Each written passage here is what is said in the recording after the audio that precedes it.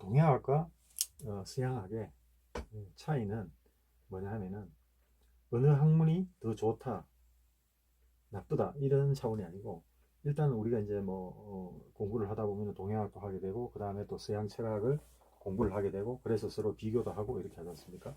그러면은 이 동양학과 서양학의 근본적인 메커니즘을 정확하게 이제 이해를 하고 계셔야 된다는 거죠.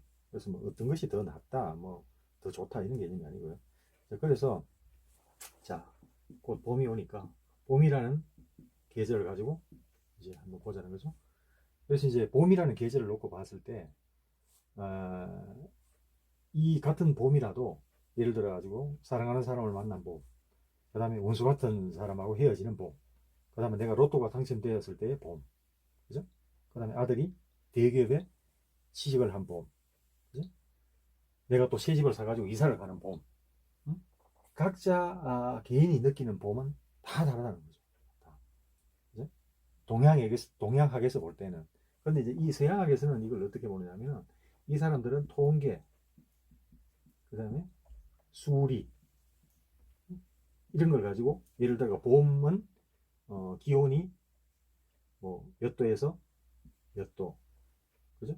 그 다음에 뭐 강수량이 응? 얼마에서 얼마, 이런 식으로. 응? 그래서 주로 이 사람들은 이제 통계라든가 수리, 그래서 뭐 과학적인 거 이런 쪽에다 이제 포커스를 맞추는데, 그래서 우리가 이제 불교를 공부하면요, 불교를 공부하다 보면은 천상천하 유화독존 이런 거 다 들어보셨습니까? 불자가 아니더라도 천상천하 유화독존이라는 말은 다 들어보셨을 건데, 이 천상천하 유화독존이 이 하늘 아래서 내가 최고다, 나밖에 없다 이런 뜻이 아니고요. 이걸 가지고 뭐 천상천하 유화독존 가지고 1시간 이상 사실은 뭐 강의를 할 수 있지만은, 간단하게 말씀드리면은 그만큼 나는 어떤 존귀한 존재다. 존귀한 존재. 나는 귀한 존재다는 거죠. 귀한 존재. 그죠? 그러니까 이 얘기가 무슨 얘기냐면은, 이게 이제 불교의 불의사상하고도 관계가 되는데, 그러니까 남을 사랑한다라고 하잖아요. 기독교에서 뭐 이웃을 사랑하라, 뭐 이렇게 종교에서 뭐 어떤 뭐 불교에서 자비를 베풀어라, 이웃을 사랑하라, 복을 지어라 뭐라고 하는데, 복을 짓고 남을 사랑하려면 먼저 자기 자신을 사랑해야 됩니다. 자기 자신을 아끼지 않고 자기 자신을 사랑하지 않는데 남을 사랑한다? 그건 이율배반적인 거죠. 그죠? 그래서 이 천상천하 유아독존을 해석을 어떻게 해야 되냐면, 내가 남한테 자비를 베풀기 위해서, 남을 사랑하기 위해서 나 자신을 먼저 사랑하는 겁니다. 나를 귀하게 여기는 거죠.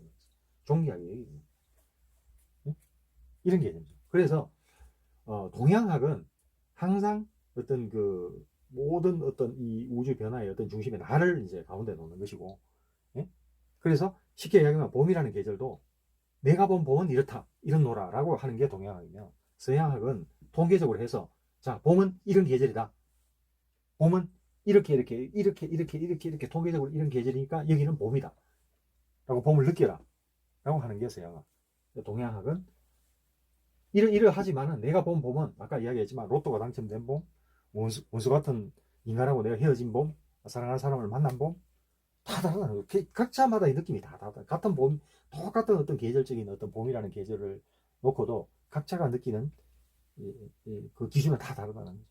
그래서 어떤 학문이라든가 어떤 모든 어떤 사물의 중심에 동양은 자기를 어떤 중심을 두고, 거기다가 어떤 서양의 과학이라든가 통계학 이런 걸 갖다 보충하고 접목시켜야 된다. 동양학을 공부하는 사람의 자신은 그렇게 해야 된다. 이렇게 되는 거죠. 그래서 우리가 이제 조금 이건 좀 확대되는 얘기인데, 우리가 이제 우리나라, 저도 뭐 한국 사람이지만 하나 이제 고쳐야 될 게 그거죠. 옛날에 우리가 해방되고 나서 서양 문물이 이렇게 막 물밀듯이 들어왔잖아요.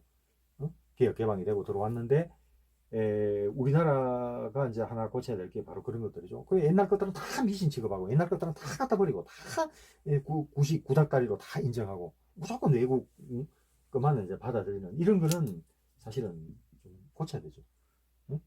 그래서 옛 것은 우리가 옹고이지시라는 말도 있잖아요.